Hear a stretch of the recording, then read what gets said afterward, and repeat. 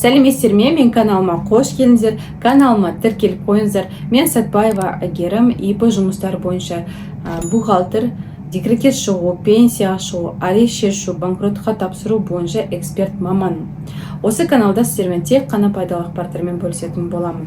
Бүгінгі видеода, егер сіздер зейнет жасына толып, бірақ әлі күнге дейін зейнетке шығу бойынша құжаттарыңызды тапсырмаған болсаңыздар, қанша зейнетақы тағайындалады, сол туралы айтатын боламын.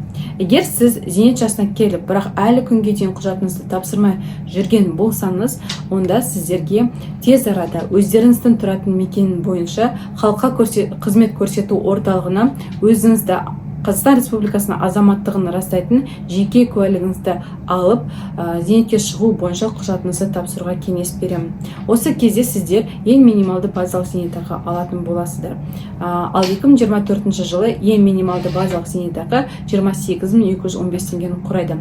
Яғни бұл ең төменгі күнкөріс деңгейінің 65% көлемінде. Одан кейін сіздердің еңбек өтілдеріңіз бар, бірақ сол құжаттардың жоғалуына байланысты сіздер еңбек өтілін растай алмай отырсыздар. Ол кезде сіздер архивтен анықтама сұратасыздар, немесе соттың шешіміне сотқа жүгіну қажет болады. Дәл осы архивтен анықтама келіп, немесе соттың шешімі қолыңызға тиген жағдайда сіздер сол жергілікті мекен бойынша халыққа қызмет көрсету орталығына жаңағы өзіңіздің еңбек өтіліңізді растайтын құжаттарды өткізу арқылы жаңағы минималды базалық зейнетақыңыздың мөлшерін арттыруға мүмкіндігіңіз бар. Яғни әрбір қазақстандық өзінің зейнетақы мөлшерін қайта санатуға беруге құқылы.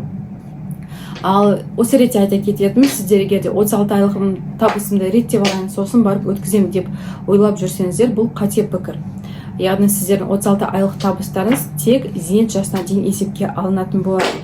Одан кейінгі табыстарыңыз есепке алынбайды. Осыны ескерсеңіздер деймін. Енді осы зейнетке шығу бойынша сіздерде қандай да бір сұрақ болып жатса, комментарийға жазыңыздар, мен барлығына жауап беремін. Осы канал сіздер үшін пайдалы болуына тілектеспін. Сіздерге көп рахмет. Келесі кездескенше.